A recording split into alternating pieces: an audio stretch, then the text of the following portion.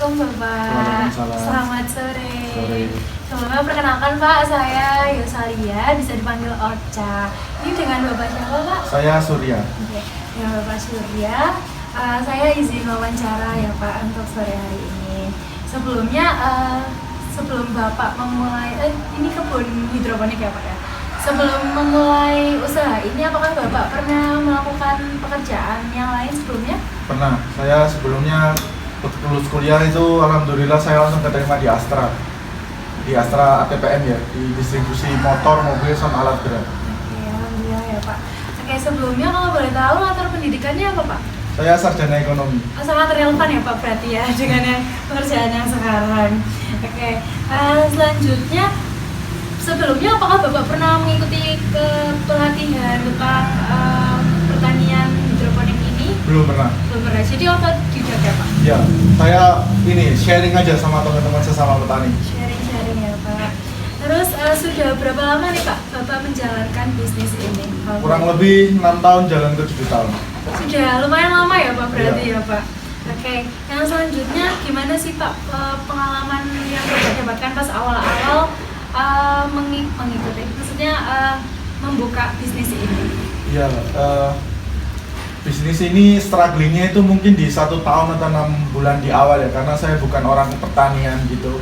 Jadi saya nggak tahu secara teknis gimana harus sebagai petani gitu.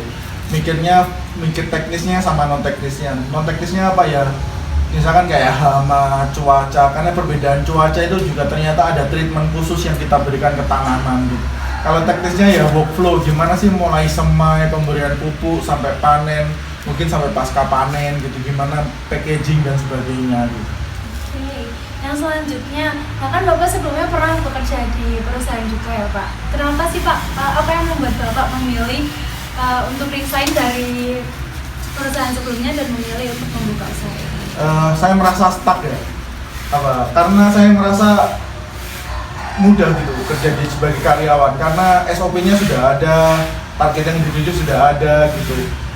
Tapi yang bikin saya resign itu sebenarnya karena saya ini MDP, program MDP, Management Development Program. Jadi saya harus pindah-pindah ke banyak kota, banyak cabang di Astra punya di Indonesia gitu, bahkan sempat di Jepang gitu. Itu yang saya merasa saya capek gitu. Jadi ya sudah, dan saya merasa kayaknya saya harus merdeka di usia muda deh gitu. Jenuh juga ya Pak berarti? Kalau jenuh enggak ya, karena sebenarnya itu kayak bisnis jalan-jalan yang digaji gitu. Oh iya. Ya jadi senang aja, cuman akhirnya ketemunya saat saya sudah menjalankan program atau SOP yang baru, habit yang baru di satu cabang. Akhirnya cabang itu sudah berhasil grow up. Kemudian saya ke cabang baru lagi, saya ngulangin dari awal lagi gitu terus, jadi capeknya di situ. Selanjutnya ya Pak, sebelum Bapak mungkin pas masih sekolah atau mungkin setelah lulus S1 kemarin, apakah Bapak ada plan karir yang Bapak inginkan sebelumnya? Gak pernah ya, saya nggak pernah memplankan karir saya mau jadi apa. Saya menjalankan hidup saya aja dengan enjoy. Berarti let it flow ya Pak ya? Iya. Selanjutnya, apakah Bapak terinspirasi dari orang atau mungkin ada sosok figur yang membuat Bapak terinspirasi untuk menjalankan bisnis ini Pak? Gak ada. Ada. Iya. Baik. Selanjutnya, apa saja hal positif atau mungkin keuntungan yang Bapak dapatkan selama membangun bisnis ini? Hal positif ya bertanggung jawab sama diri sendiri. Kalau bedanya apa dalam sisi bisnis, kalau dulu sebagai karyawan kan ya kita dalam kurung dalam tanda petik agak malas gitu, ya kita akan tetap digaji gitu. Kalau sekarang ya saya harus giat gitu. Kalau saya nggak panen, kalau saya nggak menanam, kalau saya nggak bersihin kebun, kalau saya nggak tanggung jawab sama bisnis saya, ya saya nggak akan makan gitu. Ya berarti lebih ke tanggung jawab ya Pak ya. Yang selanjutnya, bagaimana nih Pak profesi yang Bapak jalankan sekarang itu bisa membantu Bapak berkembang secara profesional maupun secara pribadi? Ya karena bisnis ini bisnis saya sendiri, jadi ya mau nggak mau yang tadi itu saya harus mulai memikirkan gimana sih langkah kedepannya untuk bisnis saya gitu. Jadi saya biasanya bikinnya itu per 5 tahun gitu. Jadi 5 tahun pertama kalau sudah goal saya harus bikin 5 tahun ke depan apa. Kebetulan yang plan saya itu sudah jalan. Yang pertama saya MOU dengan banyak restoran, kemudian hotel, rumah sakit dan macam-macam itu. Akhirnya saya bikin kelompok tani. Tujuannya biar saya bisa mengajak orang buat membuka lapangan kerja secara nggak langsung karena dia dapat pekerjaan gitu. Nah nanti bikin kelompok tani, sayurnya kita sama-sama jual ke tempat-tempat itu. Kemudian yang target saya kedua, saya punya kebun baru. Jadi kebun saya ada 2.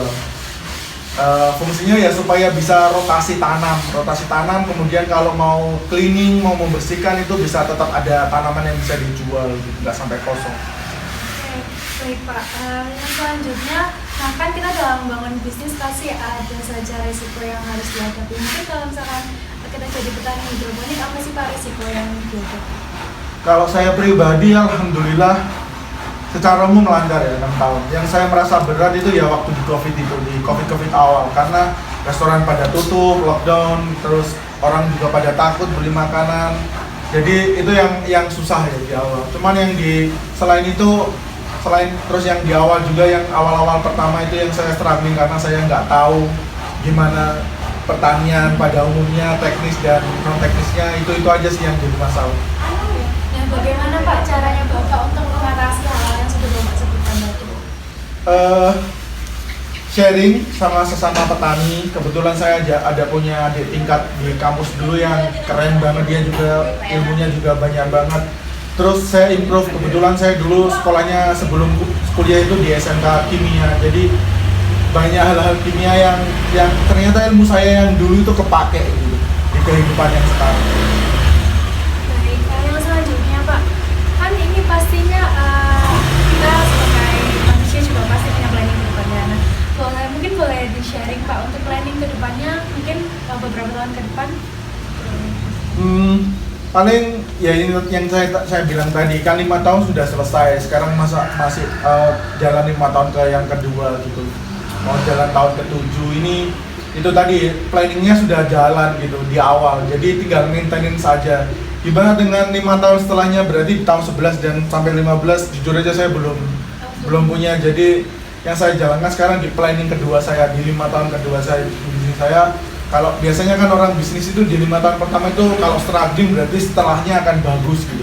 Alhamdulillah sih, memang bangun brands itu memang butuh waktu. Jadi alhamdulillah sekarang ya saya sudah dikenal gitu sebagai di kalangan misalkan di orang-orang PO-nya di restoran gitu. Jadi enak gitu saya jualannya. Oke Pak, yang selanjutnya kan bisa dibilang ya Pak, sekarang alhamdulillah sudah sukses menjalankan bisnisnya. Mungkin bisa dikasih tahu kiat-kiat suksesnya juga. Ya mungkin tips dari saya, mulai aja dulu gitu. Selalu ada langkah pertama dalam setiap hal. Mau kamu misalkan mau sekolah akan ada langkah pertama, kuliah akan ada langkah pertama, setelah lulus kerja ada langkah pertama gitu. Sama halnya dengan bisnis, lakukan aja dulu, bismillah, sisanya serahkan sama yang di atas aja. Oke, baik Bapak, ini sudah semua saya bacakan. Sebelumnya terima kasih banyak Bapak udah sharing-sharing sama saya juga. Terima kasih ya Pak. Ya, sama-sama.